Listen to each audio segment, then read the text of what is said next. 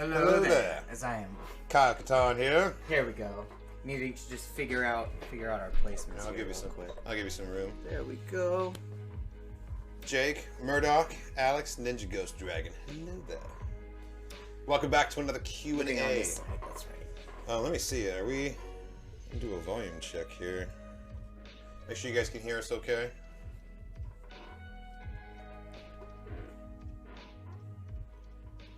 What's up? How you doing, Murdoch?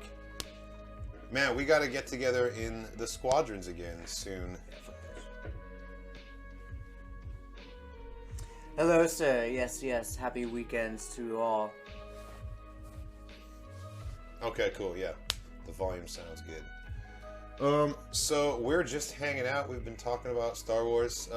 We just came up with an amazing idea. Bendu was saying that he ate some bad broccoli cheddar soup. He said it was bad broccoli.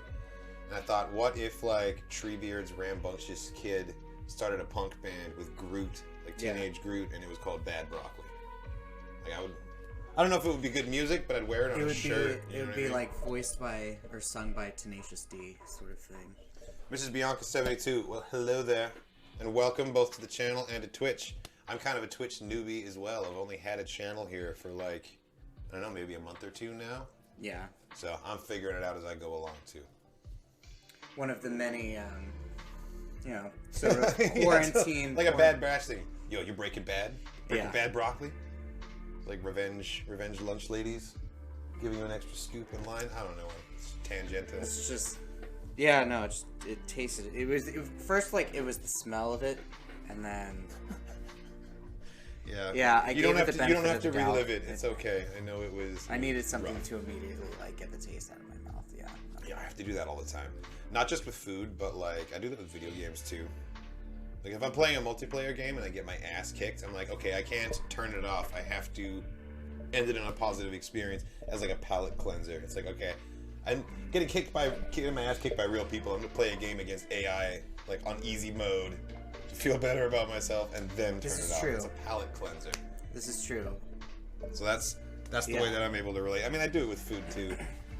Like, oh man, I took a chance. The video game, chicken sandwich today. the video game metaphor is actually a pretty good one because it's like you could be playing one type of game or one type of game system, and then be like, oh man, this is just like I don't need to play this type right now, and then you just like trade to something completely different. Yeah, something with a completely different system.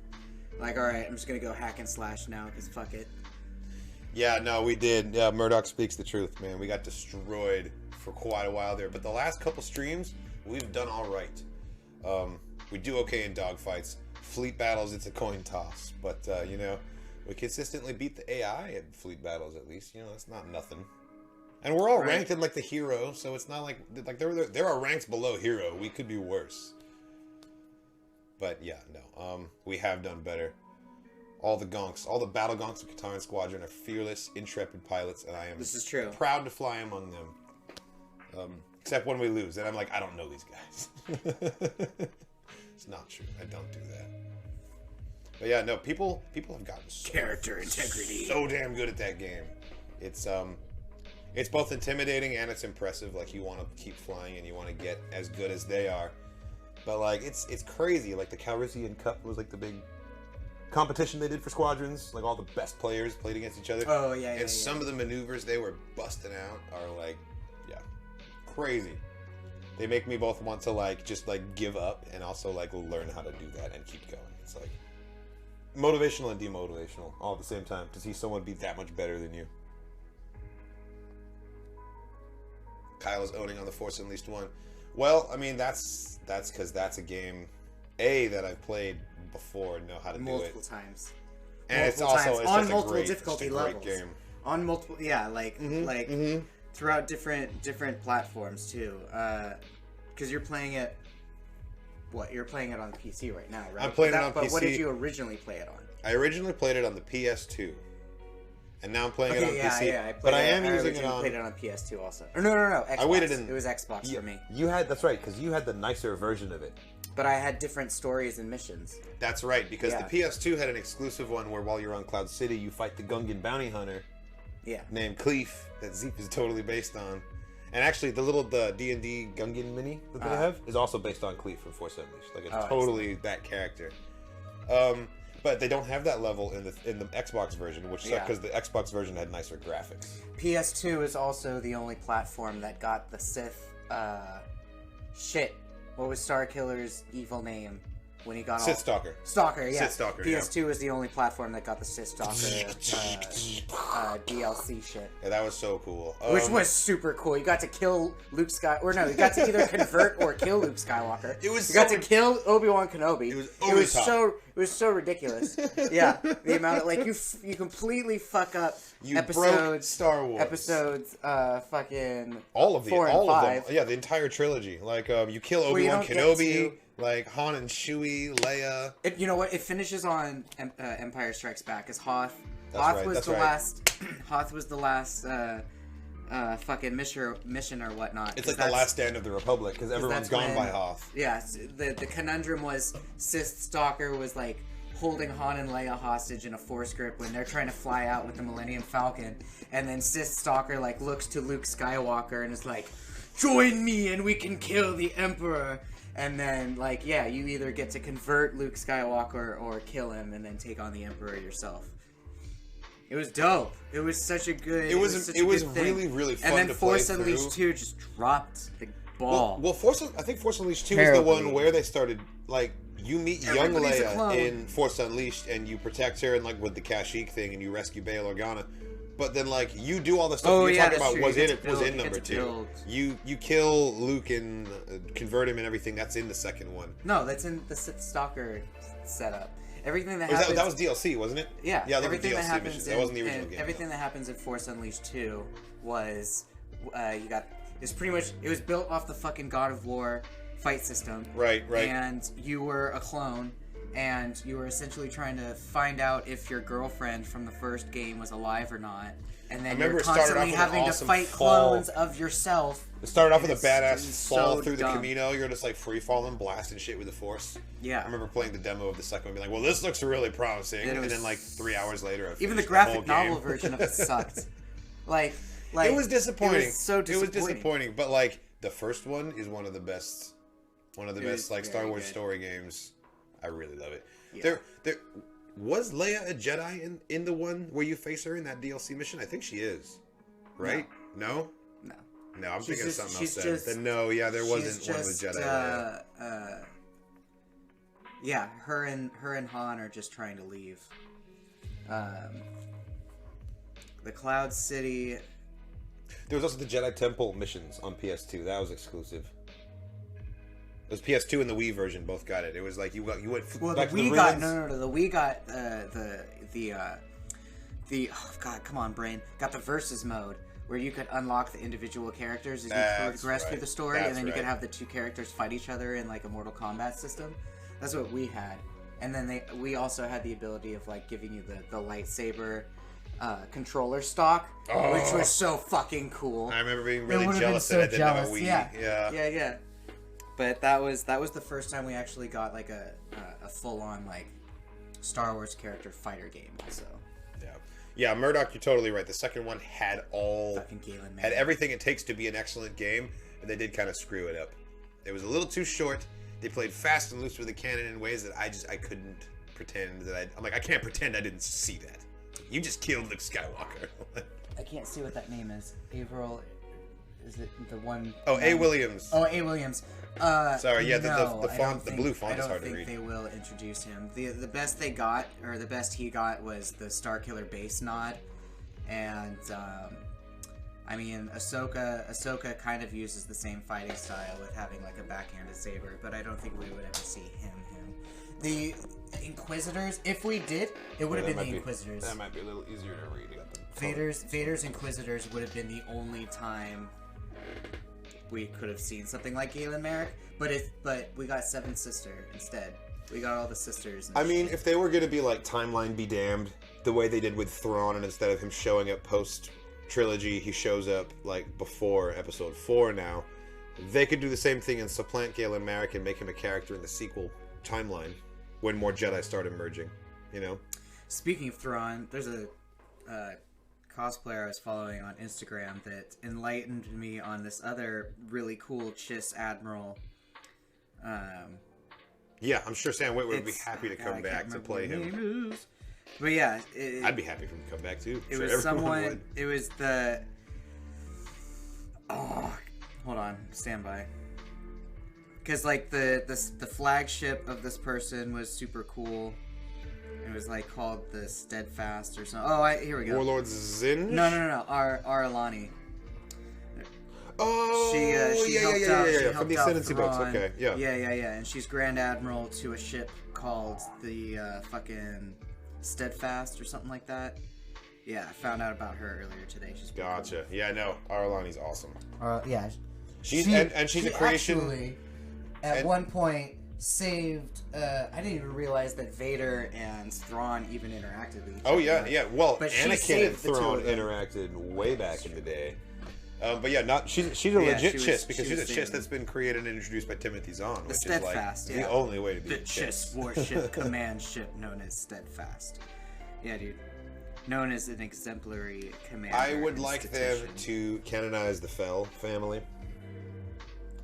Like Jag Fell, everyone from Legends, and pretty much all of the Stackpole characters could be reintroduced into the sequel's timeline. We could have like members of Rogue Squadron, like or Rangers of the New Republic, that are Ganner Rhyso and Corran Horn, and all of the people that Stackpole created for the X-Wing series, and then turn into Jedi later.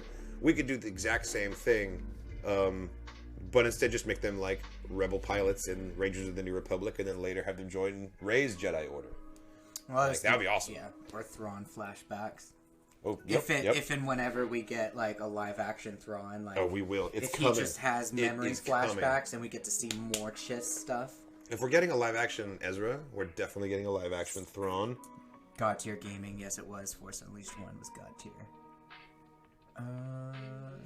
It really was. Just going through some of these contents here. What was your reaction to Vader in Fallen Order? Well, I mean, watching it through your eyes was right, because you haven't played it, great. Right? No, I don't have any sort of gaming system aside from my iPad, which, like, for some reason, someone kept giving me shit for when I did my whole KOTOR playthrough. What are you gonna do? Sacrilegious. I was like, bitch, I don't have an Xbox, and I don't feel like buying some bitch ass Xbox just to like play through KOTOR and everything. So no, exactly, whatever. Absolutely. But, people are snobs. Like if that's what you've got, that's what you've got. It's better than nothing. And the fact that you can play KOTOR on the iPad, I think, is fucking cool. I think that's impressive that we've come this far. You know. Yeah, it's made me Next very. Playing that shit on a graphic very calculator. tempted. It's made me very tempted to purchase KOTOR 2 and try to play through it. But you should, I'm and actually then you should working finally get. Again, so I don't have time to do this. Eventually, get the Old Republic. Our guild is going to welcome you with open arms. See, I'm too much on Diablo 3. Speaking of which, we need to finish our Reaper of Souls thing as soon as possible. Because I'm like 72. On MacBook. Well, no, 70 is the top level. Or sorry, 60. I'm like 62 now. I'm like on my wizard. I'm working the wizard up too. Because Barbarian is 70. Okay. We've been playing a lot of Diablo 3. Do you think that the Star Wars Rebels movie featuring Sabine Wren during her time on Lothal during the end of Star Wars Rebels Season 4 and the epilogue? Oh, do I think that we will get a Rebel? Interesting. I wonder what all she could do on Lothal that would warrant like a whole... Like maybe a mini-series? Maybe a mini-series? Or an episode of a larger show that teaches it, but... It really depends on what she ends up doing during that time on Lothal, because I don't know, like Lothal certainly changed like a ton, so we could like see the story of her rebuilding the city. That could be really cool. 14257. We see Leia with the yellow saber in the that fan-made fighting game made by Last Java. Force Combat. That's when we see Leia with the yellow. Right, but he doesn't, as far as I know, he only makes the maps. All of the skins and assets are borrowed from like other games or mods for Battlefront and things like that. Let me look it up. Let me see. I don't, because I know that he didn't, I know Last Java didn't make it, but I don't know where it came from. Leia, Force Unleashed, Saber. Marooned Brood. Yeah, I got Maris Brood, and that's about it. And let me just what's do the Leia. samurai dude's name? Oh, Leda. Kato? I spelled Leia Ledai somehow. Did I have a stroke? Oh no, yep, there she is. In Force Unleashed 2. Oh, weird. Yeah, she does have a boss fight in Force Unleashed 2 with a yellow saber. Okay. Damn. Interesting. I wasn't sure if she had a saber or not. I guess she did. Okay. Interesting. That would 100% explain it, yeah. Do you think we'll ever see the Zillow Beast again? I think that would be so freaking cool, honestly, if we did. Like, just thinking about how badass they made the Crate Dragon look in Mandalorian. But we got the sisters. I really like the witchy sisters and like all that shit. So, but yeah, Whitwer would voice act anything, just like going. Yeah, no.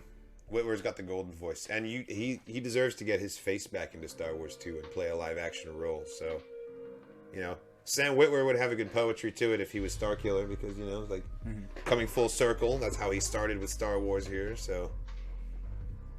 But yeah, no, like I was saying, the way they made the Zillow Beast, the way they made the Crate Dragon look so fucking cool when it was live action in Mandalorian. Like, just imagine what they could do with a Zillow Beast filmed on the volume with a Disney Plus budget. Like, you could create action sequences to rival Godzilla if that was the case. So. If we see the Zillow Beast, like, damn, I hope it's in live action, but I hope it's not in a scene with any characters that I care about, because, like, no one's getting out of that. It'll be an epic sequence. I'd be totally down. What am I looking forward to on Bad Batch? Nothing specific. It's kind of like the same reason, or this, like, I'm not looking... Like, there's nothing I'm really looking forward to with Falcon and Winter Soldier. I'm just gonna watch it. Yeah! I'm just gonna watch it just to be entertained. I have specific things about Bad Batch, but Falcon and Winter Soldier is just kind of like, hey, here's this show that no one asked for, but we're giving it to you. Like, it might be cool, but... Which is essentially what WandaVision turned out to be. Yes. That's also how I felt about Solo before Solo came out. I was like, oh, cool, a movie about a movie about young Han Solo. No one asked for this, but okay. And then I watched it, and I had a good time. I ended with up the side characters. Like, well, no, I had a good time with the whole thing. I liked Han Solo, too. Alden Ehrenreich did as good a job as anyone could have asked him to do. But the point is that, like, I was like, no one asked for this, but it turned out to be fun. But again, didn't really care before it happened. And that's kind of like Winter Soldier and the Falcon. That's how I feel about that. I'm like, well, you know, okay. I mean, they're setting up Phase 4 of Marvel, so it makes sense. But again, it's like, we'll see what happens. With Bad Batch, I'm 100% going into it thinking that it's going to just be a Star Wars version of what that fucking Steven Seagal... The action hero movies where the Expendables. No, the Expendables. Okay. This is just going to be Star Wars Expendables. Do I even think that they're going to go to some alien planet and have a Predator episode? That would be cool. Yes. I hope they have like like if they got into a fight with Bosk or if they got into a fight with a bunch of Trandoshans. There's a really cool. Is any of it going to happen? Fuck no. There's a really good fan film that just came out called Scorekeeper, which is totally riffing off of all of the Predator motifs, and it's Bosk facing off against a bunch of Rebel Pathfinders. Look it up if you haven't seen it. It's badass, and the prosthetics for Bosk are really impressive too. Scar Squadron is. Scar Squadron are from the comics. They're like a badass group of stormtroopers. One of them's a little bit bigger than the rest of them. The one in the lead fights with the lightsaber. They all have their own like attribute. There's a sniper character and like a tech guy, and they very well could be the Bad Batch. They kind of fit like having those different roles, like the tough guy and the smart guy and the sniper and the crosshair. Like, I don't remember. Did we never? I don't like Scar Squadron got killed, right? They all died by the end of the 2015 run, I think. Between Loki and what? Storms of Crate. I think they died in Storms of Crate. Well, I guess I'm looking forward to Loki more as an entirety. What if? Actually, no, I take that back. What if I am happy the sidekicks get spotlighted. What if it's going to be cool because I specifically want to see like specific stories, but the fact that the Watcher is going to be voiced by the dude from Westworld. Who is it? Anthony Hopkins' partner, black guy, who didn't know he was a robot and then ended up being like Bernard. the robot. Bernard, yeah. Bernard, yeah. The Watcher is going to be voiceovered by Bernard, so I think that's just going to What's his name? Jeffrey Wright? Really cool. Yeah, that's wrong. Jeffrey Wright. Yeah. Okay. Cool. Yeah. But they're specific. That's but cool. Like, good for him. But with like the entirety of Loki, I think I feel like the Loki series is hopefully going to tie in more to the larger MCU than say WandaVision did. Personally, I think that Bad Batch is going to have some like things that matter happen in the plot, because there has yet to be a Star Wars show besides Resistance that started out as fluff and stayed fluff the whole time through. Like, even Resistance ended up having something of substance towards the end.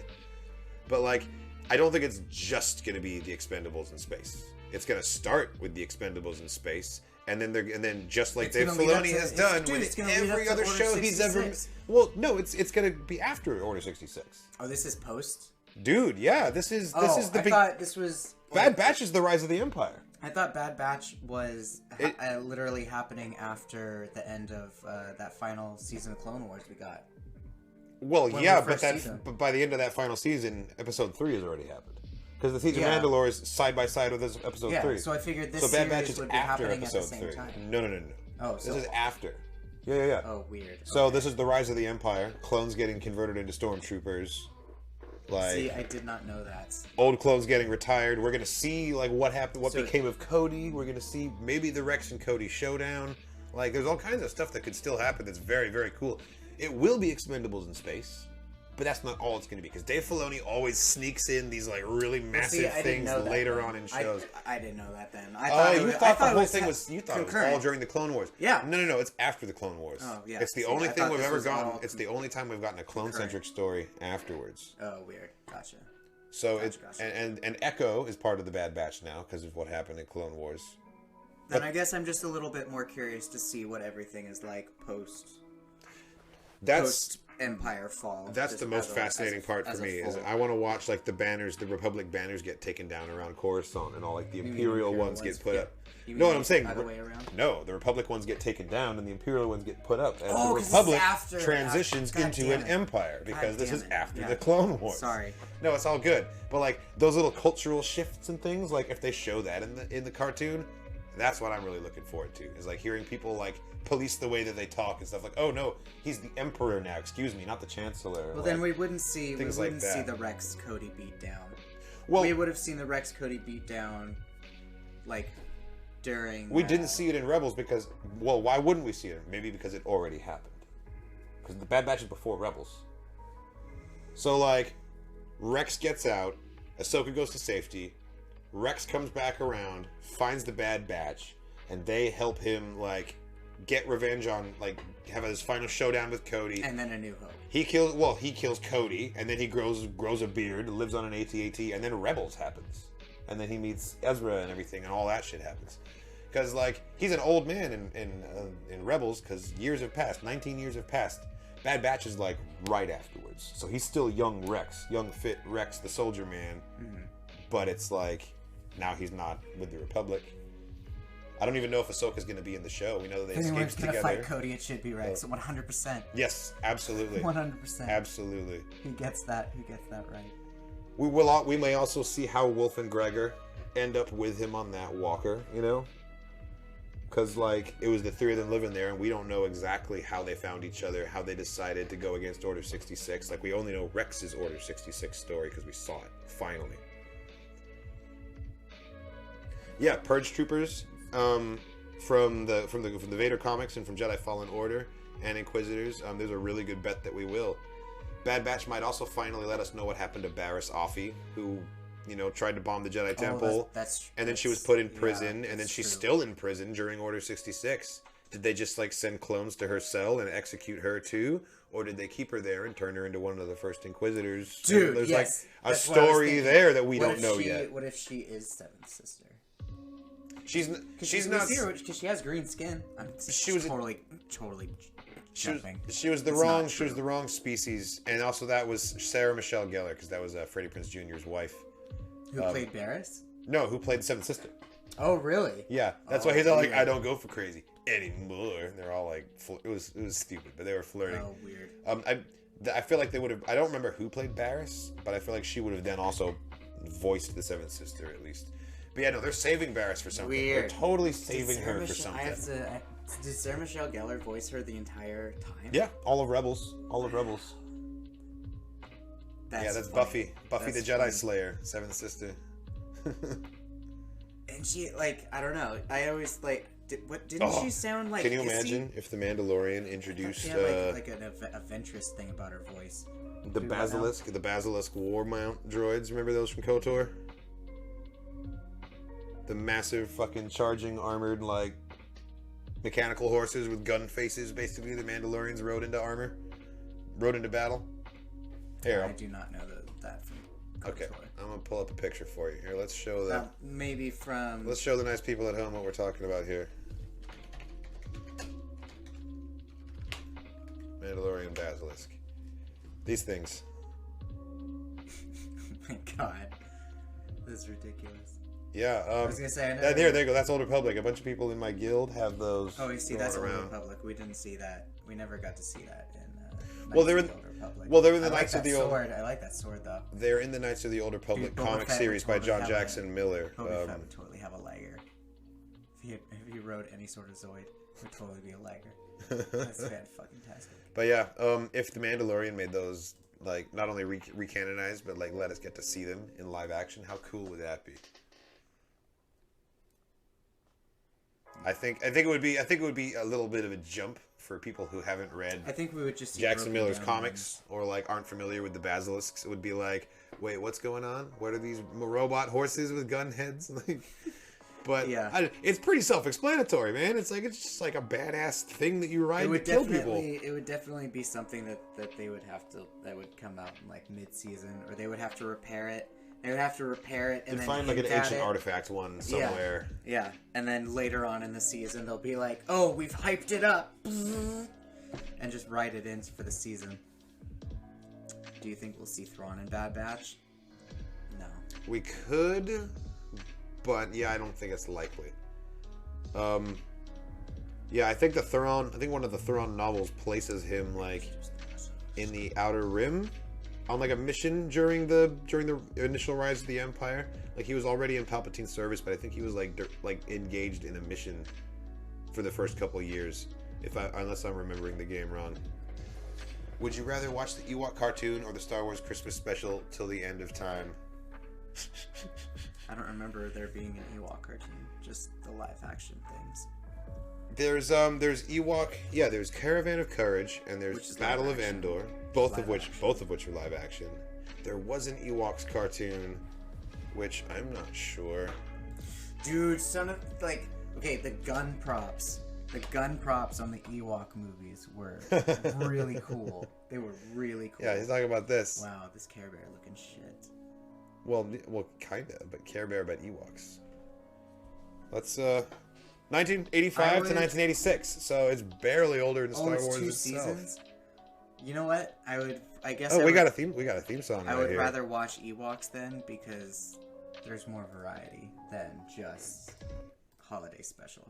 If it's on repeat, you know what I'm saying? Yeah. You'd be like, "Oh, this episode sucks. I'm just gonna plug my ears until the next one." Right. You ready for this?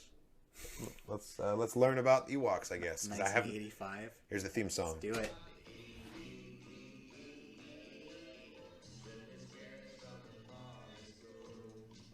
Kind of rocking.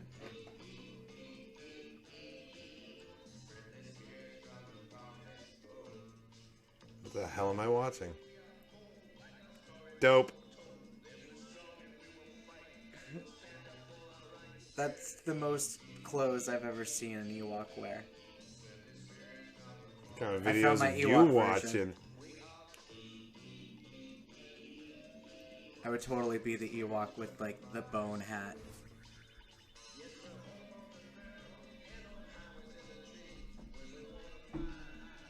Why does it sound like it's being sung by a bullfrog? Why are the villains like Grinches? Oh, that's a big ass fucking troll. Oh, are they friends with the troll? Oh shit. Shout out to George Lucas, who's never had a bad idea.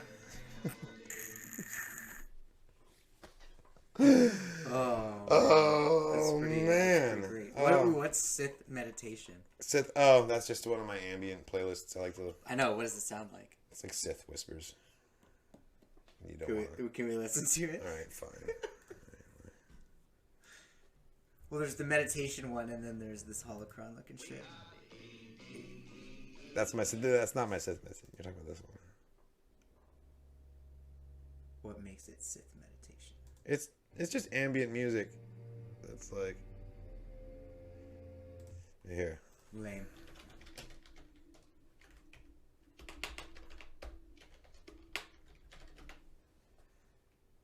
Whispers in the dark.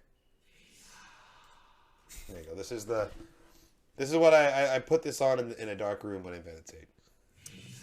It's calming. How long Bad Batch will go on? Do I say? The Gaming Templar, I just want to say that I love you both and keep up the great work. Well, thank you so much. Templar. We love you too. With the evil whispers in the background that came across way more sinister than I intended. It's very mummy, and I love it. It's Brendan Fraser mummy, and I dig it. It is. It totally is. We see Star Wars. Rebellion. That's got to be another fan film parody, yeah. Who would totally draw a picture of Padme? 100%. Oh yeah, Anakin. Over and over again. My waifu. It's just like. Oh man. Oh, that's sad. She's about to fucking kick ass in Love and Thunder, though. The Clones' rebellion against the Empire on Camino. Dude, if we that could be cool. Camino, if they made that canon again, that was a dope thing to play through in that's like a Frankenstein's monster sort of situation. Would you want a dark helmet? What does that mean? Dark helmet from Spaceballs. Oh, a dark helmet. Oh, Rick Moranis. I see. Where it's like this fucking big, like on both sides. Yeah. Like, it would have to be something that. Yes, you monster. Of course, I want a dark helmet. But don't you dare send me one because it won't fit it would hang anywhere. It would have to be hung from the ceiling. It would have to be like a chandelier. I've always wanted a helmet helmet chandelier. Instead of putting it on with my hands, I stand in the middle of the room and it is lowered onto my head. Like that's the only way to put a helmet on. Was it though? I don't know. Yeah, was that a bad idea? Marketing wise, look at how much fucking money they've made. I still want to go to Galaxy's Edge, and I still want to loathe. Yeah, I can't wait. I cannot wait to go to Galaxy's Edge. I still want a Loath Cat plushie, and to build the lightsaber shit. Like I don't know. Fuck COVID. It depends. It's gonna be a while till I feel safe enough to do that sort of shit. It depends on your definition of what a good idea is. Because if you think a good idea is something that makes a fuck ton of money, then it was a great idea. And if you think a good idea is like executive power, something that extends the life of a franchise that was otherwise stagnating and giving you dancing fucking disco Xbox Kinect games, and that was the best you could get, then it's also a good idea because now we've got more Star Wars. And it's not like he completely handed it off to them. He didn't just give it away. He's still when you go from like 6 movies total and 1 TV show to having like 9 movies and like 5 TV shows and like a bunch of other stuff. 2 prequel just movies. Statistically, the chances 2 side movies. The chances get higher and higher that you're not going to like some of it because there's so much more of it. Like that's the risk you run of letting Star Wars just continue, you know? And I want Star Wars. I didn't watch a single episode of Resistance. And even not gonna lie. Even if there's a Star Wars thing that comes out that I hate, I still want Star Wars to continue so I can get some more things that I don't hate. But like, it's not all for me, you know. I feel like that would be selfish to think that everything is tailor made for me. But yeah, no, I think it was a great idea because now we've got more Star Wars.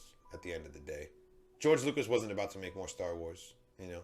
He wanted to raise his kids and like, you know, paint still lifes in his big ass yard. I don't know what he wants to do, but it's certainly not direct for the rest of his life because he spent his whole life doing that, I think. You know what he needs to do? Lose weight.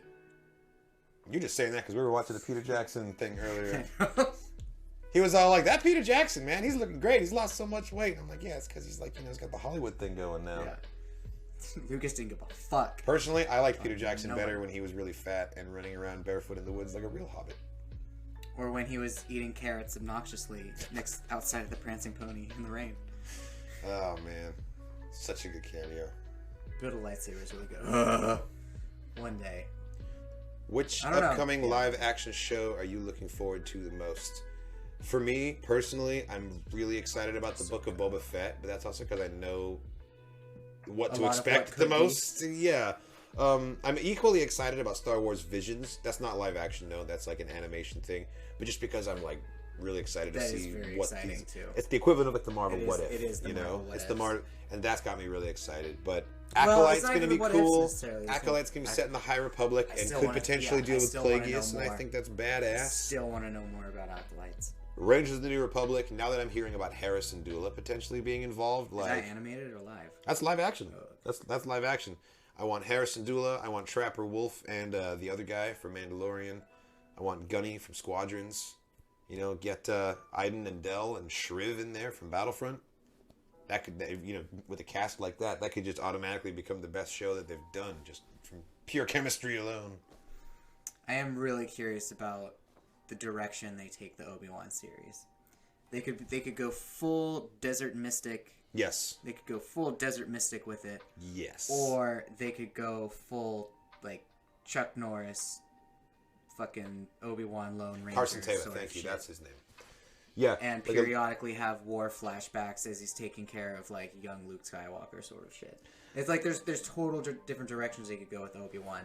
But I'm still down because it's original cast. It's true. The Kenobi show, there's so much to be excited about. With Ahsoka, I'm like, kind of expecting a lot of forcey force. Because that's my shit. Yeah, I mean, well, I think we might get some real deep force lore in Kenobi, too, like you're saying. The thing about Kenobi... Get a Qui-Gon ghost? ...is that we know a bit about it, too. We know that it's set... You know, between 3 and 4, obviously. We know it's got a 19-year window of time in which to tell us a story. We know that it's Kenobi. Between Episode 3 and A New Hope? Yeah. Yeah. We also know that it's a limited series. It's not going to be multiple seasons. So it's going to be a story that moves pretty quick. Throughout that 19 years, possibly. Perhaps. There could be time jumps. Oh, what if, like, exactly, like, each episode is 10 years. Like a True Detective, and each episode is set 10 years after the most previous. But... We already know the most important thing that we need to know about this, and that's that Ewan McGregor's going to be in it. Exactly. Done. Original cast. Sentence over. Yeah. Best show. He's going to do the best what he's given. And the people who are doing it now, like, it's going to be great. Yeah. The only thing better than a Star Wars Disney Plus show is a Star Wars Disney Plus show with Ewan fucking McGregor playing Obi-Wan. I don't know what it could do wrong to make it not my favorite show as soon as it comes out. Like, I really don't. And the time period. Yeah, it's like, the rise of the early empire. It's the most fascinating to me. At this point, almost on like an anthropological level, because like we've heard so much about these characters and these events that it's like, oh, it's so interesting to see it a different way now. Like it's so established in our minds. The only thing that they could bring back or do that would make me not take it seriously is if we get Obi-Wan mullet. If we get Attack of the mullet. Give us the mullet, you cowards. If we get the Attack of the Clones mullet, I won't be able to like watch the show completely with a straight face just a little bit. I don't think Ewan McGregor wants you to watch the show with a straight face. You can't take him with his mullet. He's like, I want my Jedi mullet. No, apparently he really didn't like having to have a beard for the role. A lot of hair. He had a hairy man. Obi-Wan Kenobi. But he's not. Well, Ewan McGregor's not, but Obi-Wan is apparently. But that costume, the Attack of the Clones costume, he was wearing like heavy robes also. Like he had the padded like newly appointed shoulder Jedi pads. Knight like shoulder pad things, and then plus the heavy brown robe. Like of course I need a drink. He had a triangle vibe for sure. He had a big triangle vibe. And but then he refined it. He refined it to a nice, neatly trimmed kind of a beard in 3 to look more like Alec Guinness. What was hilarious about that? Yes, agreed. Was it like crossed over well to cartoon, like those angles. He's gorgeous in the Attack of the Clones cartoon. It's true. He's beautiful. He's like. I really liked the animation. Fucking chin bones for days. I liked the way that they married the two Obi-Wans in Twin Sons in Rebels when they show him. Yes. They didn't just animate Alec Guinness. There's definitely half Alec Guinness, half Ewan McGregor in like the facial features and the way he acts. Seeing old Obi-Wan take that stance with the saber they didn't give him the Alec Guinness cheekbones. They gave him Ewan McGregor's like softness. And they didn't even have James Arnold Taylor try and do an older version of his voice. They had Stephen Stanton come in and do a Alec Guinness voice. Interesting. And it was so well pulled off. It was such a good job. And that might be my favorite animated iteration of Obi-Wan. because it took what was cool about him in the prequels and just applied them to him as we first got to meet him in episode 4. Exactly. And it was just beautiful. And then now after season 2, after season 2 of Mandalorian, like now that we know, like, oh, krayt dragons are natural, like, or like rather, this like sand people naturally fear krayt dragons, and like krayt dragons are like a big thing. And then, of course, Obi-Wan would learn what a krayt dragon sounds like, so he can scare the shit out of people. There's so much. Jesus! Because in KOTOR, krayt dragons were like were rumored to be like these very rare solitude creatures, not like these subterranean like tremor. Right, it wasn't like tremors. It wasn't like land sharks, which is equally more terrifying. Like if you're gonna tell me that a krayt dragon is a land shark with acid breath, like fuck me. The way they made it sound in the episode, that one krayt dragon had been terrorizing them for like a hell of a long time. Yeah, and it eats sarlacc. Like, fucking fun fact. That's intense. Fucking fun fact. But yeah, and then for that to later on now learn, like rewatching New Hope of like, oh, that's the sound that Obi-Wan was making. Yeah, because before, like, if you just watch A New Hope with subtitles, it literally just says creature sound. Or it's just like old man makes monster sound. Like it doesn't tell you imitating krayt dragon. You know, we didn't know what that was yet. Yeah. You know, so they even had a goddamn krayt dragon skeleton in that movie, and they had not decided yet that was what that was to completely say it. Yeah. So yeah, thank you Favreau and Filoni for that. 100%. Do you think Sabine Wren and Ahsoka would help Bo-Katan take back her homeworld? I think Bo-Katan would have to ask very nicely for Ahsoka to help her again. I was gonna say, I don't think she would have the pride. Like, I think she would be too prideful. She wouldn't ask them for help. She wouldn't ask them for help. Well, Sabine, she would probably be like, "Hey, Sabine, this is your planet. You know, back in the day. Is it her planet anymore? Does anyone want Mandalore anymore? Has it been destroyed by the Empire? It's for pride. It's for the sake of like, we want our planet back. Yeah, but your planet's like a smoldering pile of rubble. We can rebuild. Just get a new one that has never been rubble. And they'd be like, this ground has never been conquered. That sounds way more Mandalorian to me. Like, they've made a point of telling us in, like, multiple different scenes that, Mandalore was turned to glass. Like, they were wiped out. They destroyed everything. I think that they're going to go back there to reclaim it and realize there's nothing to reclaim. And then they're going to abandon fly it. Off. True. They're going to be like, let's go make a new Mandalore, just like what they did with Asgard. But, like, it's the fact that they took the old one back. Yeah, there's something very Mandalorian about being like, we have to take it back just because it was taken from us and we are the Mandalorians. Yep. Is she gonna and she's gonna guilt trip? She would guilt trip Sabine into doing it. Yeah. But she wouldn't give a shit about Ezra. I feel like Sabine would big time her at this time in the galaxy. She'd be like, "Oh, I'm sorry, you have to speak to my assistant. I have a gallery show. I gotta go to. Like, my people will call your people." Because Sabine's like a highfalutin artist at this time. But then that's where like the Mandalore Catholic guilt card would come in of like, but this is your planet. But you're from here, aren't you? I thought you were a Mandalorian artist. I don't know if Bo-Katan could do that to Sabine. Because because Sabine just has to be like, yeah, well, that's why I gave you the Darksaber, bitch. Like, take care of it. Why'd you lose it? Why'd you lose it? Yeah, exactly. Like, why'd you lose it? You can't guilt trip the woman who gave you the Darksaber into helping her people. She did help her people. She gave you a fucking Darksaber, you idiot. There you go. There you go. So, she's not literally from Mandalore, but also she has helped Mandalore's people by giving the Darksaber to someone, and now she's doing her own shit. And she's being successful. So I really hope that they don't like bring her back in, and then she dies in the retaking of Mandalore. Be like, they wouldn't kill her. They wouldn't do that. They could. Her story's not charted more than a few years after, like in the books. Yeah, around season 3 or 4 of Mandalorian show, if she showed up. I'm not saying they wouldn't do that. They wouldn't bring a live action Sabine Wren just to kill her off in like 2 episodes. If they did, it would be a shock, though, right? It would be. That'd be some Game of Thrones level shit. It would be nuts.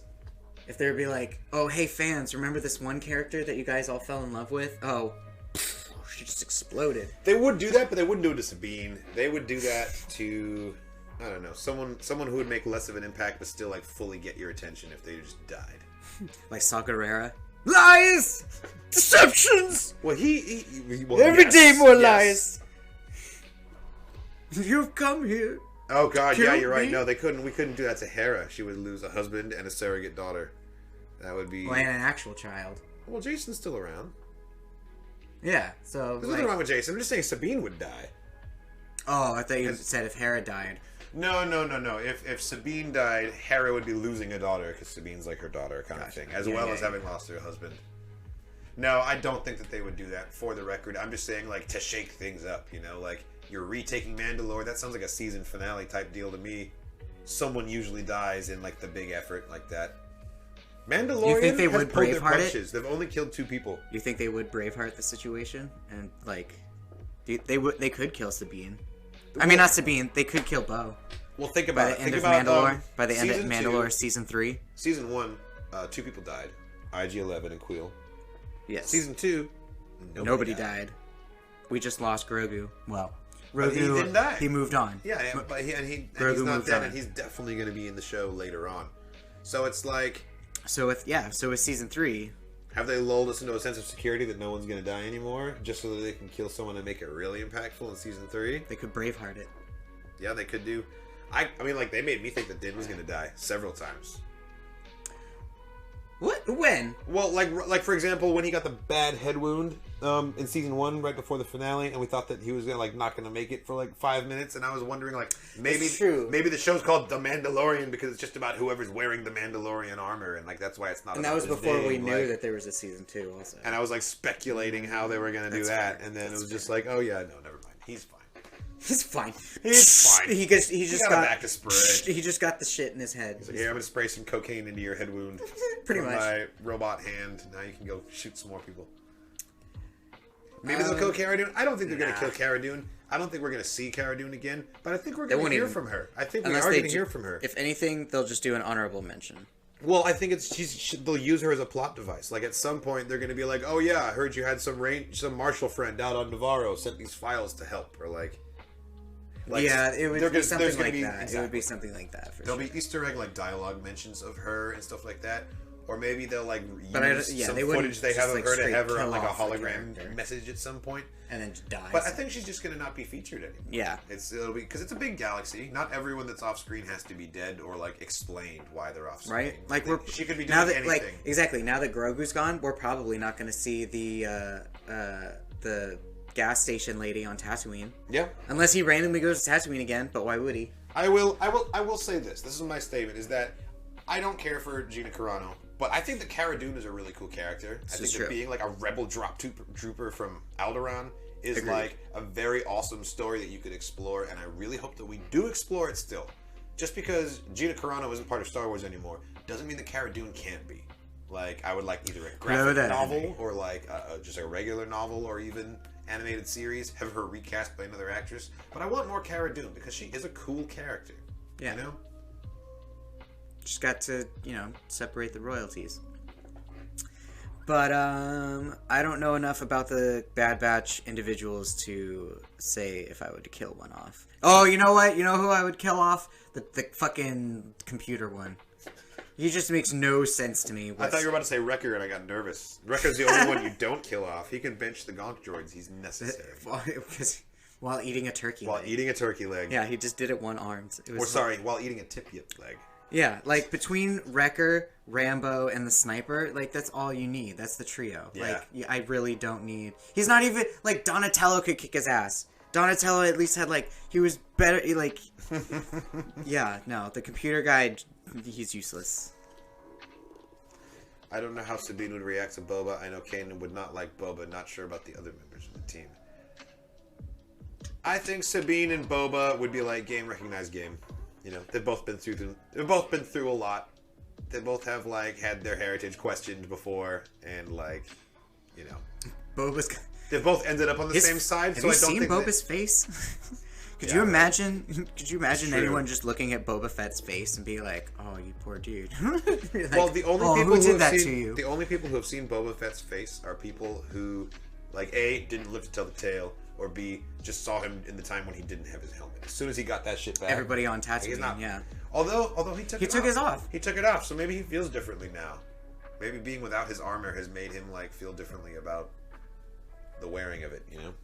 Well, that's why he repainted it, because he needs to earn those dents and scratches back. He needs to earn that prestige. He wore it every damn day for his adult life until he went into the Sarlacc, and then he got out and he rediscovered fresh air, and he was like, you know what? I like this. I'm going to take the helmet off every once in a while and just, like, breathe the air. Well, Star Wars Rebels have 2 sequel series, one for the search for Ezra, and the other is about a New Republic resistance task force hunting down remnants of the Empire. That sounds like a very specific question. Is that something? I don't think that's what it's going to be. Are you saying, is that the leak, or are you saying that's what you want to see? Because it sounds feasible if that's what it's going to be, but something that's very specific. If they got a movie about Mandalore fighting against each other. Who should play Mandalore the Great? My brain. Jason Statham. Jason Statham. I was gonna say Idris Elba. I was like, who could be Canderous or ooh, dude, that would be fucking. Heimdall as Mandalore the Great. String of Bell. That would be pretty amazing. Who would he be fighting against? Everyone. Against everyone. Is Idris Elba? Oh, he would be fighting against Jedi. Yeah, fighting against ancient Jedi. Hey, dude, Idris Elba as Mandalore the Great versus Keanu Reeves as Revan. Fight scene. Make it happen. Oh my God! Yes, that. And then Jason Alexander runs in as Bastila. Stop fighting, everyone! It would be awesome. Oh my God! I will add the new Boba Fett upcoming comic series by Charles Soule. Make that happen. Bet your ass I'm going to be reading it. I'm actually really excited for that one. Really excited for it. Do you think they'll introduce some sort of force-wielding Darksiders to be opponents for Ahsoka in her series? That's what I'm hoping for. That's what, everyone's hoping for that because it's always like you have to have a red blade for your main saber-wielding opponent to go against. Well, okay. I would like to see someone being oranges. The only saber-wielder for once, and then like once a season you get blade-on-blade action. Like make us earn it. I want to see her deflecting blaster bolts and cutting down scum and thugs. And then at the end of the season, we finally get to see 2 blades going at it. Yes. It should be a reward. I don't want to get it in every episode because we're going to get spoiled. I agree. And then eventually they're going to run out of money trying to impress us. I agree. Like that's any kind of a problem. That sounds great. I do want to see a Darksider or a Dark Alkulite. I want to see someone she's fighting use something other than red. However, I think it would be really get cool. Some purple and some orange into the dark side. I was going to say, what else did they use in like Old Republic and KOTOR? The yellows and oranges. Or yellows, yeah. Like I want to see some. They use purples too. Oranges, and I want to see some other colors.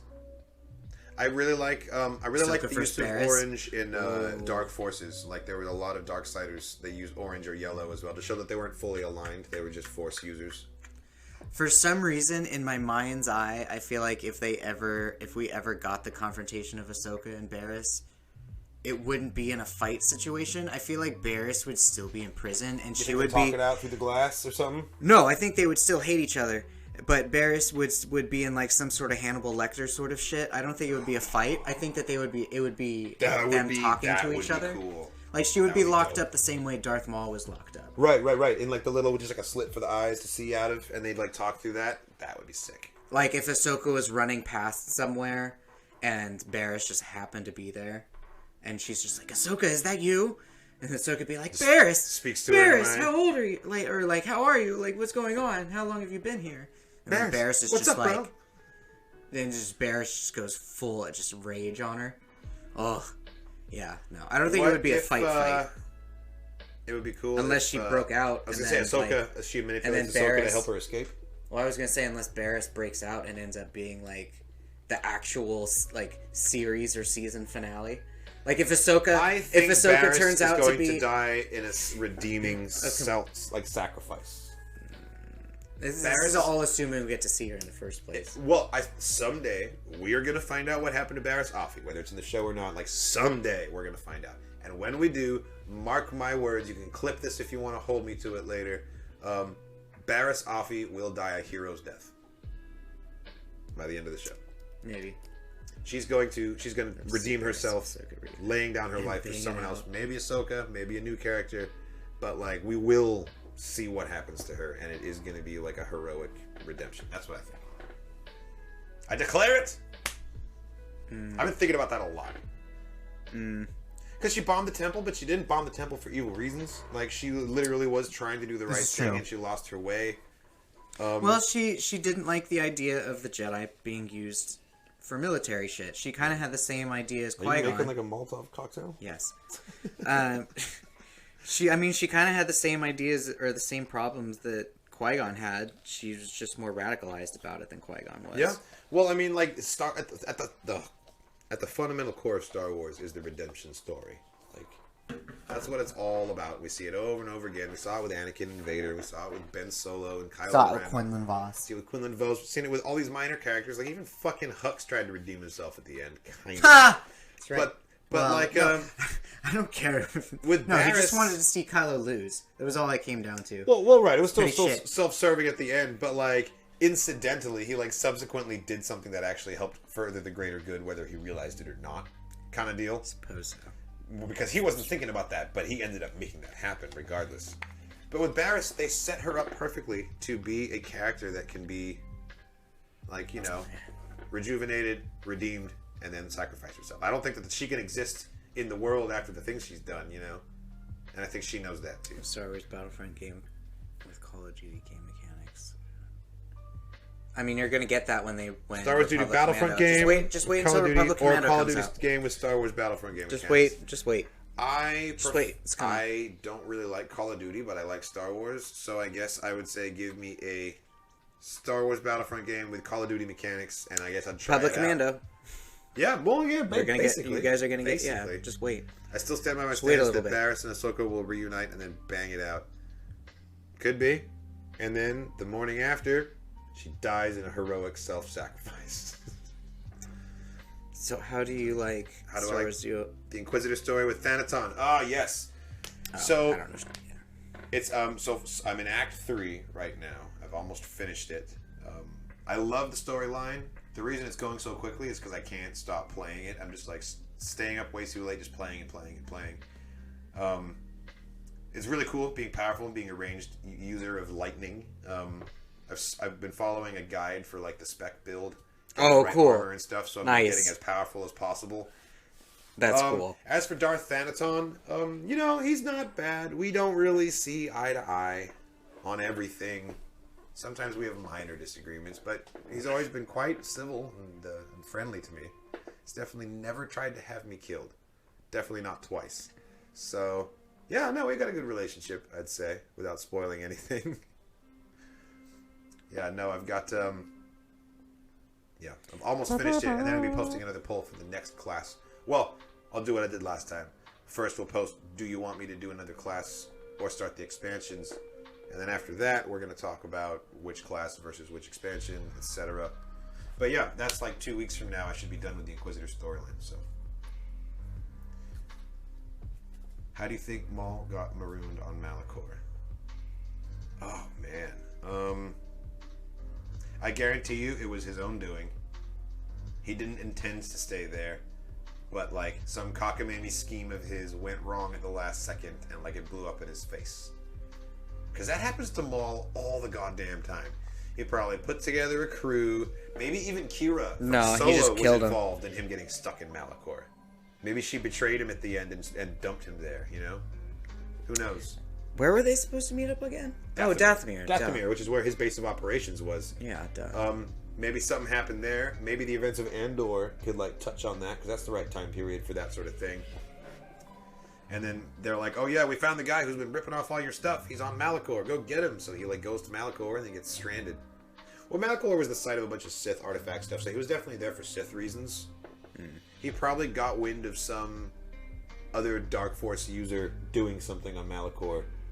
Or something was put on his radar that was of value to him, like some artifact, some holocron there, or something. And so he went there in search of it, or even maybe just knowledge. And then his ship was destroyed somehow, and boom, he's stuck. Oh, yeah. Oh, the Avatar live action? Yeah, no, I can't wait. I've heard that it's everyone's favorite. It's the fan favorite. And it's the true canon. Treasure. Yeah, the last Airbender movie is the canon end of the series, right? You watch the cartoon and then you watch the Shyamalan one, and that's how it's supposed to be done. That's the most painful way. Well, that's what someone told me I was supposed to do, so that's what I'm going to do. They said skip the last episode of the cartoon and then watch the movie instead to get the right Avatar experience. Negative. That's not the way I'm supposed to do it? No, too late. I'm just kidding. No. Yeah, I'm halfway through book 2, and as soon as I finish book 2, I'm just going to dump all of the full-length reactions on the Patreon and start working on book 3. And then once I get an editor on board who's willing to slog through a whole book of Avatar for me without costing an arm and a leg, I'll start posting them on YouTube. Fingers crossed. Yeah, no. But the movie is the entirety of book 1. So since you've already finished the movie's just book 1? The movie's just book 1. We've talked about this. I could have sworn you said that the movie was like all of it except for the last book. No. It was like book 1 and 2. All just book 1. Oh, so I could watch it right now and it wouldn't spoil anything for me. No. It's just garbage. Motherfucker. Yeah, no, you could watch it. We could just watch it right now. I mean, I'm not gonna watch it right now. Like, we could just rip the Band-Aid off. It's so bad. I mean... It's so bad. It's just dumb. It's just dumb. I will Especially since I watched reaction Signs. to live action. Since I watched Signs this morning, and like... You watched it this morning? That fucking movie came out in 2004, I want to say. And that movie, like still gives me goosebumps. The part where he looks out and there's a guy standing on top of the barn? Shyamalan... That's the good part. Fucking lost... I don't know what, like, magic ring he lost, but he lost something. He lost something, because all of his movies after that were trash. M. Night Shyamalan gets a bad rap because all of his movies were really, really badly advertised. They tried to make The Village look like it was going to be a horror movie or like a thriller movie. And it wasn't. It wasn't. It was a fucking fairy tale. It was a whimsical fairy tale. It wasn't a whimsical fairy tale. It was a bunch of people who were living, who didn't want to deal with like city shit, so they like all bought land. Right, it's a fable, exactly. And there's like a creature going around killing people, but the whole thing is like it's all very whimsical. It's not supposed to be like this hard-hitting story of what happened. It's like people misinterpret Shyamalan as supposed to be like telling these gripping stories. He's not. He's telling you like a bedtime story. It's supposed to be very full of like flight and fancy, and it's not necessarily. It doesn't matter if it makes all the way sense, because that's not what it's about. You know. That's the way I've always interpreted Shyamalan stuff, and that's why I appreciate it, because he's creating aesthetics more than he's 2002, like, telling stories that make sense. They're not supposed to make sense as much as they are supposed to make you feel things. I don't know. And then he came out with The Happening, and The Happening happened. Well, and that was with the plant spores killing people. Fucking Marky Mark happened is what happened in The And Happening. Zoe Deschanel. And well, yeah, he really I'm pretty sure that's how I would die. If there's ever some weird red tide where pollen just starts mind controlling people, I'm fucked. I'd fight it. There's not. I would kill so many pollen controlled zombies before they finally overcame me. It's not that the pollen spores brainwash you. Well, I would probably. And then you kill yourself. Well, right, I know, in The Happening, right, exactly. So there's nothing you can fight. Well, you put on a hazmat suit, and then you just start Shaun of the Deading everyone around you, whether they're killing themselves. Right, well, you can, that way... So there's no reason why you would have to kill anybody. Yeah, but it's your only chance to kill people and get away with it. You don't, that was, you just admitted to a very dark piece of yourself. Well, in this scenario, there's an ulterior, like, this is your one chance to, kill zombies, But they're not zombies. Yeah, well, they're not... Yeah, you're right. You got me. Fine. I'm guilty. They're literally, it's like the people, you mowed the grass, and then instead of smelling that smell of wet grass, you smell that. From that. They locked themselves inside. They're supposed to quarantine. It was just airtight? Yeah. That doesn't work for spores. And they're supposed to just wait it out. You're supposed to wait out the pollen. That's quite a happening.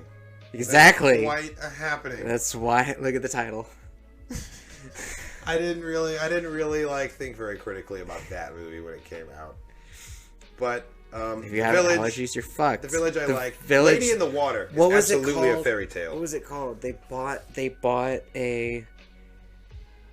Not a nature preserve. What the fuck did they buy? Like, what's it called when you when you have a specific piece of land that you cut off from sanctuary? people? A wildlife sanctuary? Wildlife sanctuary, thank you. That's what they, I'm pretty sure that's what they called themselves, or that's how they labeled the land. And that's how they were able to have security guards parole the perimeter to make sure people from the outside don't break into the village. That's right. It was like a massive gated community enclosure. Yeah, for the people, because the people didn't want to live in the city because they either had like somebody killed or had their identity stolen. The one thing that Shyamalan does, and he did it in The Village that I didn't like, is he always gives himself, like, he puts himself in the movie. And the fuck up. And that's fine. He did put himself in The Village, I think. Yeah, or no, he did. He was the security guard. Ranger. Yeah, that's right. Yeah. You can put yourself in the movie. It's your movie, man. You made it. Don't give yourself a goddamn monologue if you're not a good actor. Just don't do it. Like, he had that whole monologue at the end of The Village, and it was so like, oh man, this guy's so clearly like the director, not just being like, I'm saying lines in front of the camera too, guys. Like, no. Less is more. It would like he also played the guy who killed the drunk driver. He played the drunk driver in Signs. Well, he fell asleep. He fell asleep right, at the wheel and killed Mel Gibson's wife. Yeah. Like, he didn't give himself a small cameo. He gave himself like a big ass role in the movie. You know? But you don't see him a whole lot. The only time you see him is when they're eating pizza, and then when he tells Mel Gibson that like he locked one into the cabinet. The character's been referenced like 150 times, so you're really looking at him. True. Like, he really emphasized his role in that movie. That's true. I'm saying. Who would win in a fight, Cody or Wolf? Wolf. I'm just saying that because Wolf's pretty scrappy. Favoritism. Wolf's pretty scrappy. I don't see Cody fighting dirty. Do you think Resistance season 3? Oh, I don't know shit about Resistance. I had an apprentice that betrayed and abandoned him on Malachor. I guess there should be more story of the Colossus crew. Nah. I don't particularly feel attached to the Colossus crew. I don't really care what happens to Kaz and the rest of them. You know, if people want those stories, it's not like I don't think they should be made or anything, but like I'm not really interested in the Colossus. I would call myself a Transformers fan. I don't know if I could say I have a favorite. I always liked Beast Wars in the 90s. That's what I watched more. Beast Wars was pretty dope. Beast Wars was dope. Beast Wars was cool. Hard Case or Dogma? Probably Dogma. Dogma was absolutely ruthless. Like, for considering how long he went along with Pong Krell's orders and just like, no, let's get people killed, whatever. Like, that's a man who does not care if you live or die. Like, he will, if it's a fight to the death, Dogma will go for the throat, like, straight away. Yeah, the follow-up show, Beast Machines. Beast Machines was dope. I forgot all about that one. Yeah. That was when they were still on When is Michael Earth, Bay going right? to make a Beast Wars movie? That's what I want to know. It would be so much cooler than the Transformers movies. It would be. Seeing, there's a new Beast Wars comic by IDW. That's cool. I might actually have to check that out. Just anything where Megatron is a T-Rex, it's fucking so cool. Yeah, right. And then he turned into a dragon afterwards. Oh yeah, that was sick. Yeah, and then Optimus Prime got like his legs turned into like the fucking hover surfboard. Oh my god, that was so cool. And then the cheetah had like this giant like rocket launcher like shotgun thing that came out of his back.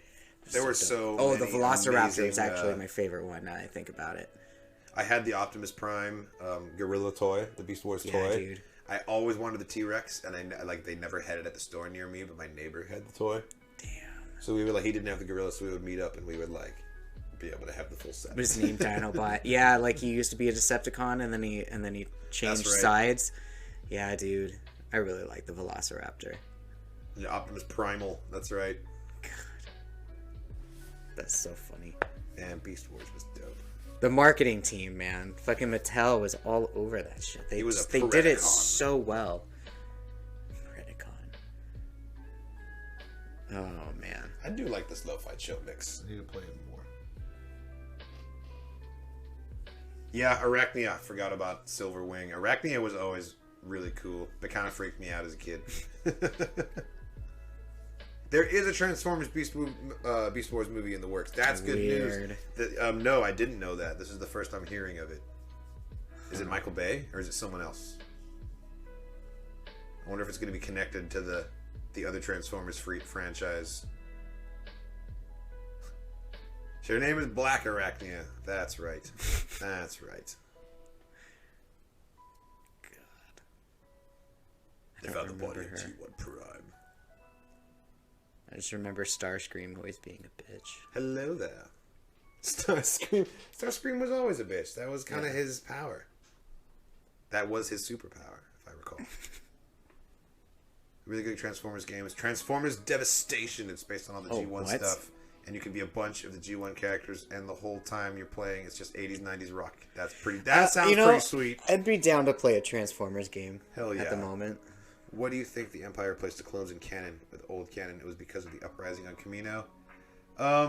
The idea of the Kamino uprising, I really kind of want to see it more. In old canon, it was not just because of the uprising on Kamino. Like, did they destroy the building? It was like, also because it was an easier way for Palpatine to cement power. If instead of all of the occupying forces being people from like this other planet that you don't know about, or these just clones, suddenly they're your neighbors and these local recruits working for the Empire. So it was a way of having an even tighter level of control over all like the sector outlying planets and everything like that. That's what they explained in countless Legends novels. The Kamino uprising was just kind of like the final nail in the coffin for why Kamino was shut down. But, I mean, if he really wanted to, he could have just made clones elsewhere, made other clones. He decided to recruit people because, like, you know, if they're locals working for the Empire, they're less likely to, you know, be killed by the citizens if they're, like, people that they know. Right. Did they destroy the building? Like, was it kind of a Westworld situation where they just, like, self-sabotaged and they're like, no more clones? I don't think they... Or did they like, fly off? They didn't blow the whole thing up, but they, like, destroyed the inside of it and, like, destroyed all the necessary... Like, they destroyed the genetic material. The initial genetics? Yeah, sure. They destroyed it to the point where they couldn't make new ones, but they, like, the building was still there, I think. So, like, they left the aliens with the tall heads alone. They just like fucked up the factory, but not the people. I think a couple of them died. I don't remember if you could shoot any in the game. Are you guys gonna upload reactions to Star Wars tributes? Darth Porg is a Star Wars Skywalker Saga tribute, which is outstanding. Also one about the Dyad. Great stuff. You guys love it. Yes, I am planning on doing reactions to a bunch of tributes. I actually have a playlist of them built, and I'm just gonna bang them out one at a time and release them over the next few weeks. So stay tuned. There are tributes coming. Yes. They're going to make a Darth Plagueis movie. Who would be a good actor for Darth Plagueis? Sam Hill from the Banking Clan has a pretty long face. I think he could play Plagueis pretty well. I don't know how to answer that. I don't think it matters who plays Darth Plagueis because that's like a CG ass face, right? You can't, like, no amount of prosthetics could create. And the voice could be anything or anyone. Well, in that case, give me Kevin Conroy, the original Batman. I want that voice coming out of this. Because you'd think that he's going to have this weird, like, high voice. You that's would. What the Banking Clan guy sounds like. You would. But then he opens his mouth and he's like, I'm Darth Plagueis. that would be cool. That would be fun. Cool. Yeah. Yeah. Are you making fun of my weird head? I'll snap you in half. God, that would be interesting. Steve Blum did Starscream. That's awesome. That's Zeb from Rebels. I could see that. I could see that, actually. Yes, I actually already have reacted to the 501st Journal video. You just haven't seen it yet because it's scheduled posting. I think it'll be up in the next week or two. But yes, no, that's been on the list for a while, and I just reacted to that a couple days ago. Run of the old G1 actors played like Peter Cullen as Optimus Prime. Yeah, no, that's a classic. Peter Cullen narrated the Imps fan film series, which is awesome. I want to see an animated Star Wars Rebels sequel featuring a New Republic Resistance task force hunting down Imperial weapons, criminal warlords, probably Bethick's army becoming terrorists in the eyes of the New Republic. It'd be some Saw Gerrera sort of. Yeah, that's very specific. If we got that's some more action with Benthic and like Edrio Two Tubes and everyone else from like the Survivors of Jeddah, that would be really cool. It would get dark really fast, especially if you've read Ashes of Jeddah and you know like what all happens there. But it would be a really cool look at like some of the more like multi-dimensional aspects of the war and how it wasn't all just rebels versus empire. Sometimes it was rebels versus rebels, you know? Mm-hmm. Fundamentalists, bro, versus extremism. Exactly. Wonder what Sabine would think of Boba. Would she think he is no Mando? I hope not. I hope that she could just get with the fucking program already. The way Bo-Katan was like, Bo-Katan wasted everybody's time with that speech. If we have to waste another scene explaining the whole Boba's Mandalorian to another character, like, I'm gonna be like, come on. I think hopefully first he and can send out a foremost, mass email to everyone else that we're gonna meet and be like, if anything, here's his deal. First and foremost, again, if he doesn't have his helmet on, she's been hanging out with Rex for so long. She's gonna first see him as a clone. First and foremost, she'll be like, "Why is this clone wearing Mandalorian armor?" That's the only thing. No, I think it's more than that. Like, she doesn't know who Boba is or what Boba is. I think she knows who Boba is. Why wouldn't she know who Boba is? I think she would know who the Fett clan is. But I don't think she would necessarily... Well, oh wait, no! Because they have interacted. I'm thinking of Clone Wars. No, I'm thinking of Clone Wars when Boba had his gang, his child gang. Right. That was all Clone Wars shit. That wasn't... Sabine wasn't there, though. Yeah. But no, so they would know each other. Boba was... She would know of him. He wouldn't know who the fuck she is, but he's world famous. He's galaxy-wide famous. True, I guess. And she's a celebrity artist. She's going to know about other celebrities, especially other Mandalorian celebrities out there in the world. You know, people who are known for, like, something Mandalorian, like wearing the armor. Like, she would know. I think that Sabine knows who Boba Fett is. Or at least knows of him. Yeah. But yeah. The fact that Katarn, I don't think there would be any a Rebel Alliance there veteran wouldn't be any beef doesn't know between who the the fucking guy who blew up the Death Star is, doesn't make any sense. That was just her having like a dipshit moment. But I think that like a Mandalorian like out there living on her own would know about someone like a famous bounty hunter who wears Mandalorian armor. Like it's probably well, yeah. Because what's her butt? Bo-Katan's female friends. She was like, not all of us are bounty hunters. Oh yeah, Casca. That's right. Well, I mean, just like because Sabine just walking down the street, like the average street citizen is gonna know who Boba Fett is before some artist. You know, if you think about it, like which of these two people, like if you think about like Dog the Bounty Hunter or Banksy, you know, like a lot of people know who the fuck Dog the Bounty Hunter is. He's been around a lot longer.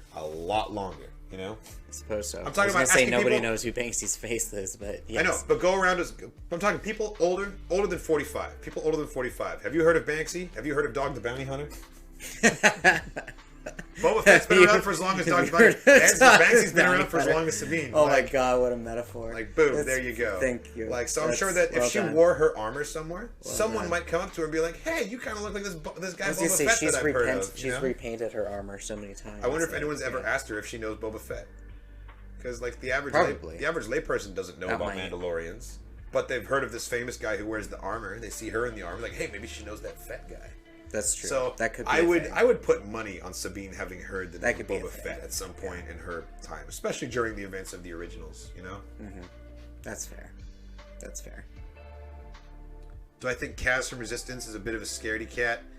No, I think Kaz was just overly slapstick and they just, like, played up the humor too much, and he was just kind of inept for the sake of like the plot moving forward. Because if he was good at stuff, the plot would like the episode would be shorter, kind of deal. And I don't know, that's kind of uninteresting to me. It's like write a story that lasts 20 minutes. Don't stretch it out because oh no, he slipped and the key fell down a vent. Now he's got to go get it. Like what a bullshit way to slap 10 more minutes on your episode. We're all ready to answer your question. The answer would be a HGTV series about moisture farmers. I would actually really like that. I would. narrated by Werner Herzog. But he wouldn't. Why? On the harsh fields of Tatooine, we see the Lars homestead, where the moisture evaporators have been collecting moisture for 17 hours. A single womp rat runs along the ridge line of the Jundland Wastes. I don't know. I could watch that shit for hours. It would be great. But no, you're right. What don't I want in the Obi-Wan Kenobi show? I don't want Obi-Wan to do a bunch of cool stuff that doesn't make sense in the context of him being a hermit for 19 years. That's true. If he goes off-world more than like once, I'm going to be pissed. If he goes off-world like 5 times, I'm like, what are you doing, man? Yeah. Like, once is pushing it, but I'll allow it. If this guy zips around the fucking galaxy for 19 years and just like sort of checks up on Luke every once in a while so you can have a Disney show, I'm going to be mad. So that's what I don't want. That's I true. guess. I was gonna say I'm gonna laugh my ass off if they tried to pull some Doctor Strange shit and he just astral projects all over the fucking place. He just uses the world between worlds, and he just has force. He just has like force manipulations and just like or hallucinations rather. Like the whole series is just nothing but just like in Obi-Wan's brain. Like, ugh. Well, like actually, that could be cool because then it's just a bunch of reruns of live action memories. Whether or not Hayden Christensen and Ewan McGregor will meet back up, and if we'll get an Anakin. We Vader, did because he's in it. Vader he is in it. Showdown. He is in it. And the big question is will he be in Vader armor or not? Well, will he be in Vader armor? Is it Anakin or Vader? Yeah. Will Obi-Wan fight him on Tatooine, or will Obi-Wan leave Tatooine, which wouldn't make sense, and fight him wherever the fuck Vader is? None of them make sense. Which would to make me. sense. The only thing that makes sense to me, unless they were hallucinations. Well, no. The only thing that makes sense to me is if they do what they did in like Jet Li's Hero. When they tell the same story but three different points of view. No, just the scene where he fights Donnie Yen. Yeah. And they both just stand there with their eyes closed and they fucking fight in their minds. Oh. If Kenobi and Vader did that through the Force, where they were just mentally, cool. So we get this cool choreographed thing, and it could be anywhere, and it's just in their minds. But they're the Force connection, they're like battling in their. Because we've seen it with Kylo, we've seen it with Kylo and Rey. Like if we got that would be. That could be cool. That would be a really good way of having them interact again without spoiling the fact that you should not have come back. See that line? Like, oh my god! And then it would make A New Hope have so much more weight. Exactly. There's definitely going to be some kind of an interaction. I don't want Obi-Wan to leave the Tatooine. I don't want Vader to go to Tatooine necessarily. Because then it would just desecrate the planet. It's also just like, why was he here? Why didn't he think to go check on the Baru homestead? Oh wait, that kid's last name is Skywalker? Wait, what? Yeah. Like, that's too close for him to get without figuring it out, without making him look a little bit less competent as a Sith Lord, you know? You can only dangle it in front of him so many times before it's like, what's wrong with Vader? Why doesn't he see that? So, I hope that they do meet. I hope that they fight, and that it's badass, but I hope that it's not on Tatooine. And that Obi-Wan leaves the planet. And Obi-Wan only leaves the planet once if he has to fucking leave at all. If it's a brain fight, that's incredible. But yeah, I want a forced brain fight between the two of them. And that way it could be Hayden. That way he could be like imagining himself as young Hayden in armor, you know, instead of being. He wouldn't even have to be Vader. He could just be himself. Oh my god! Or we could get scenes, or it's just armored Vader, but we have scenes with you and Hayden Christensen because he's in the bacta tank, and we keep getting shots of him in the bacta tank, like as it goes from his mind to Obi-Wan's while Obi-Wan's in the hut. Like it's just his torso. It's just Hayden's torso. Totally.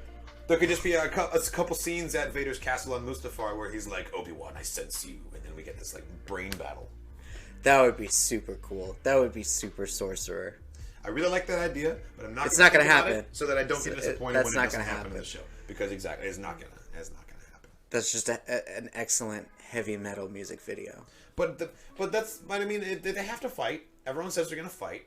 That's how they could fight in a way that I would be okay with. It's not like contradicting things, and it's not like suddenly throwing all these extra interactions in that they never had before. That would be so cool. Like, I'm just playing it in my head now. I'm just like, oh man, that would be so cool. The fight between Kenobi and Vader in A New Hope doesn't really have the choreography to sell it as a powerful moment. It's the fact that these two foes have not seen each other in 19 years, and now there's the showdown, is really what sells it, you know? But Obi knew he wasn't going to... Yeah. I'm not going to say he gave up on purpose, but... he sacrificed himself. He knew he wasn't going to get out of that fight. But the fact that these guys haven't seen each other in 19 years, and now that's true. Vader's pure hydraulics. That's that is what the gravitas of that fight is. And if it turns out that they haven't seen each other in like a fucking fortnight, and now here they are fighting again, like, wah, wah, I'm going to be like, that ruins the story for me. So it has to be something like they still haven't seen each other in 19 years, but they had a brain battle like a month ago kind of deal, you know? A Charles Xavier Magneto sort of thing. I think it's going to be like way closer to 3 than it will be to 4. The show. I can see that. Oh yeah. It's gonna be like it's gonna be like that. That could be thinking about their brain battle. It's gonna be that Obi-Wan statue from I want to say Little Giants, like the one where he's like has the backpack and it has part of his armor on it, and it has Qui-Gon saber. The scavenger one. Yeah. Because it's like Giant, Yeah. Yeah, Murdoch, I like that idea, and they have done that in Vader Dark Lords of the Sith, too, where Vader, like, replays the high ground scenario over and over again, but he wins as Vader in his mind, you know? Like, to make himself feel better about it during his meditation. Like... Oh, especially if we see Vader on Mustafar, like, where he fell into the... Oh, God. Well, that's why his castle's there. Palpatine made him build his castle there as punishment to further torture him and humiliate him so that he would be constantly thinking about how this is where he got all of his limbs cut off and got his wang dipped in hot lava. Interesting. So, those are Palpatine's words, not mine. I did not... Well, I didn't know that was done for punishment. But damn. Yeah, well, I mean, punishment in that, you know, a Sith Master wants his apprentice to constantly fuel, like, resentment and anger and hatred, so he's, like... pissing him off by making him be on this planet. Not punishing him necessarily because it's something bad, but just because I need you angry. I thought Vader chose the planet originally. No, Palpatine. And, like, all that shit. Palpatine made him choose it. Being manipulative. Gotcha. Yeah, I'm pretty sure. It was his ship that got all fucked up. That he was like, no, keep it all fucked up. He was gifted.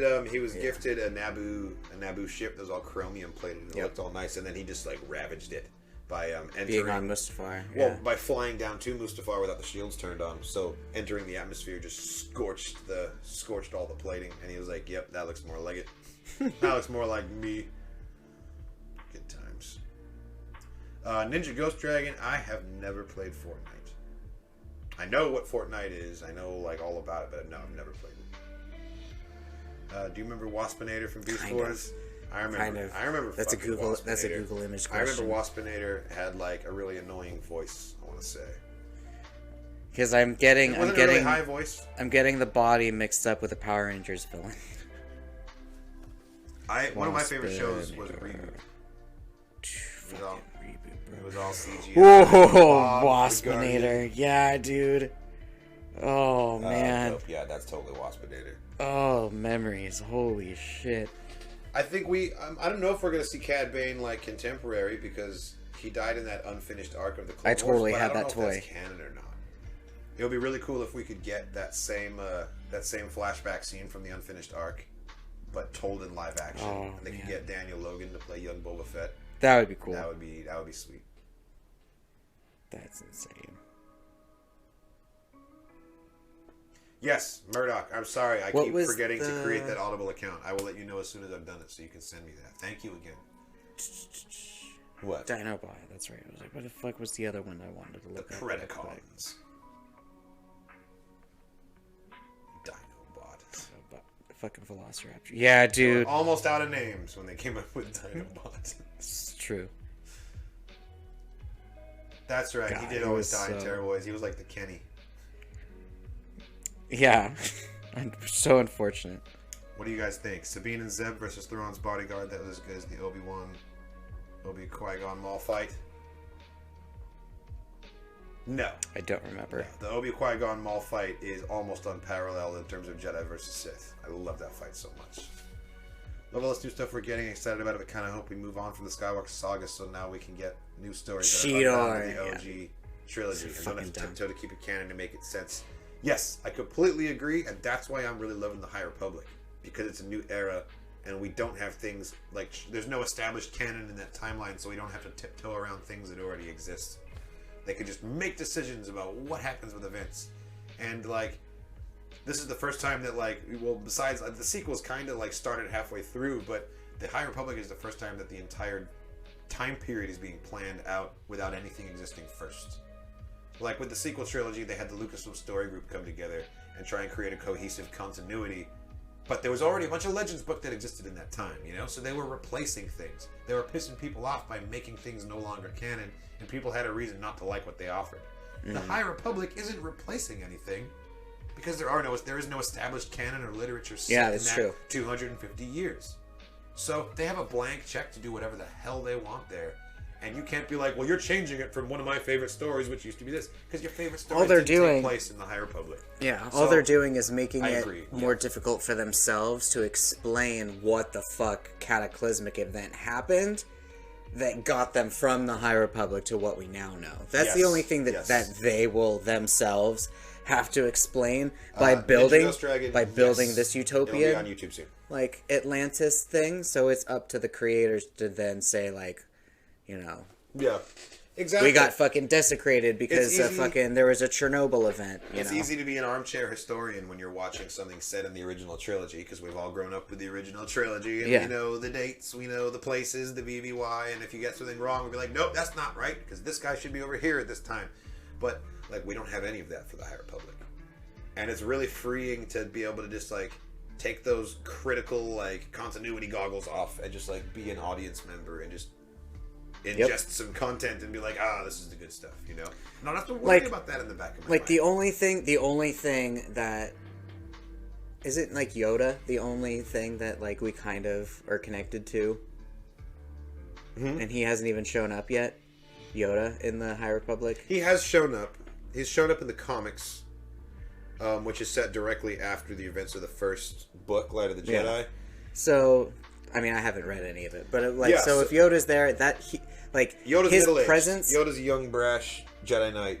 Nice. See, charging into action. That's the only like time thing we have. Yariel Poof is still there, and Oppo Rancisis is also still there. In fact, those two. Why is that name familiar? Oppo Rancisis is that the snake he's dude? the dreadlock snake tail big face snake guy. dude, Yeah, the guy who probably smells really bad. He does. Oppo Rancisis and Yariel Poof are not only Jedi, they're on the Council from the High Republic all the way till the prequels. Interesting. So, so they're older than Yoda? Well, yeah. So, weird. Did not know that. Check it out. Let's grab the timeline. Well, I mean, it would just be knowing their ages. Right, but the best way to do it. So, Episode 4 is 0 BBY, right? Because that's Battle of Yavin takes place that year. So, a Phantom Menace is 32 BBY. So, 32 years earlier, we got the Phantom Menace. So going even further backwards on that time scale, the High Republic starts at 250 BBY and ends at 89 BBY. No, I mean just species-wise, character-wise. I didn't realize that Dreadlock Snake Dude is like age-wise older than Yoda. Originally, if you're saying that he's been on this council this entire fucking time. In Legends, unless Yoda is choosing not to be on the council this time. He is choosing not to be on the council. And he's doing more Jedi shit. He is taking a sabbatical to train Padawans. He's on sabbatical at the time of the story, so he may have previously been on the council and is currently not, or maybe he's just taking sabbatical from his other master duties. But at the time of the book, he's not on the council. But it is a slight retcon for Oppo Rancisis because originally in Legends, his birth year was 200 BBY. Yeah, see, that's what I'm thinking of. And they've changed it to 200 BBY. He wasn't born that year. He became a council member that year. So now he's just like a little bit older than he was before. By like 100 years. Yeah, but that's fine. Raul Rudy Martinez, you won't be disappointed with You know what? He's a dreadlock snake dude. Fuck it. He is a dreadlock snake He's drinking Florida water. Yariel Poof never had an age. I don't know. He was never given one. So they're like, fine, he can be older. That's cool. What I was Googling. Who is Yariel Poof? One of the things totally that's really special about the High Republic is the fact that like Yarael Poof. Yariel. But the other cool thing about the High Republic books is the fact that all this concept art comes out alongside it.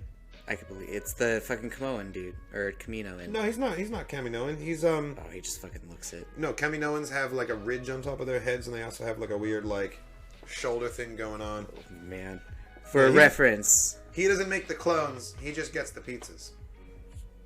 It's not. There's too much glare. I was gonna say Yariel Poof is that dude from the council, the one that. We know our boy Yariel Poof. He's a good son. He creeped me the fuck out because his head swayed. It does. It like wiggles just a little bit. It's pretty good. When they first showed him, I'm like, you are fucking creepy. Do you guys know that Tigatron is not straight in the Japanese dub? Because in the Japanese dub, Irazor was a dude, and people over in Japan just had to roll with it when the two became romantically involved. So the first ever LGBT representation in Transformers was by accident. Did you just read that? Oh, gotcha. That's fucking hilarious. Oh, that's awesome. Good for them. I wish them the best. God, look at that long ass hilt. Yeah, he has a very long saber hilt, actually. But it connects to his Jabim body. To be canon? I'm okay with that. Yeah, I'd be down. Bring back Jabim, man. The whole series of events. Will Vader be in some way in the Bad Batch? They wouldn't be a hologram. They wouldn't be able to resist. We're gonna see him. Exactly. He'll hologram, be or just hologram like a message around the corner, or like we'll see him off screen, or it'll be like a little cameo. He's not gonna be like a reoccurring character. Or anything. He might not even have dialogue. Not like Rebels. They're gonna make sure we know he's present and that Anakin is currently Vader. If nothing else, then for the audience members who didn't watch Clone Wars or Rebels and are somehow watching Bad Batch, now knowing that this takes being like, place, oh, where's Rey? Like, you'd be like, oh, look, there's Vader. Now you know what time period this is. Exactly. Like, sometimes they have to clue in the people that are a little bit less in the know so that they can be anchored in what time the story is taking place. Because there's so much fucking timeline now. We're getting up on 4,000 years of course events. He is. Yep, he's also arguably the breakout star of Robot Chicken Star Wars. Yeah, he's so creepy. I just didn't realize that was his name. I think it's weird that you think he's creepy because I think that he's it's just the cute. sway. I think it's just like he's like a cute puppet. The sway is right. He is a puppet. He is a puppet versus the Kaminoans were completely. They were completely CGI. Completely CGI. Yeah, and they had the big. They had large eyes. They had like large like fish alien like He has cute, like some cute dude's alien face on a really long neck. Versus like a long alien face with long alien features. Yep. He's just as like some weird. guy named Frank and his neck got too stretched. Weird. It's too weird. Yeah. Poor Yariel Poof. We make fun of him with love. Yeah. The first intentional LGBT representation of Transformers was in the IDW comics More Than Meets the Eye, with both Chrome Dome and Rewind being romantically involved. That's right. I do remember Chrome Dome and Rewind. Their fucking names, man. Those are some good tier sci-fi writing. Yeah, More Than Meets the Eye. That was like, that's the old school, like the 90s run of comics, right? IDW. Awesome. Well, I think we're going to call the stream here. Thank you, everybody, for coming and hanging out with us. There's a lot more good stuff coming. Lots of reactions coming on the YouTube channel, both tributes, a lot of things that have been requested in the Discord. Got a long list of reactions. I've just been working my way through them, so you can look forward to that coming in the next few weeks. I usually post reactions on Mondays, but occasionally on Tuesdays too if we've got something really good. Thanks for watching, everybody. Stay tuned for more streams as well. We're going to be playing some games. Got Old Republic going on. Squadrons as well. Yeah, thanks for asking us all these questions, giving us a chance to talk about some nerd stuff. Not just the two of us talking. Finally, we get like a bunch of other people taking part in the conversation too, so that's nice. But yeah, Ahsoka versus Barriss. I stand by my statement that I made. We are going to get more Barriss, and she is going to sacrifice herself heroically. It's going to be a redemption story. In the Ahsoka series? In something. Oh. I don't know when she's showing up, but we are getting that story. Dave Filoni's going to tell us what happened to Barriss. Alright, cool. Well, thanks for watching, everybody. And as always, may the Force be with you.